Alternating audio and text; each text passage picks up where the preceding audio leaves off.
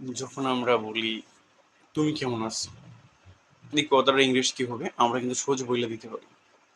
আর যদি বলি সে কেমন আছে, তারা কেমন আছে, তোমার আব্বু কেমন আছে, তোমার আম্মু কেমন আছে, তোমার শিক্ষক কেমন আছে, তখন কিন্তু আমরা বলতে পারি না।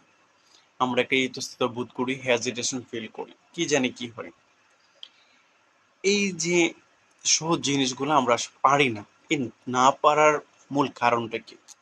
না পারার মূল কারণ হচ্ছে আমরা অক্সিলারি ভার্ব সম্পর্কে আমাদের তেমন কোনো ধারণা নাই। বিশেষ করে বি ভার্ব সম্পর্কে আমাদের কোনো ধারণা নাই।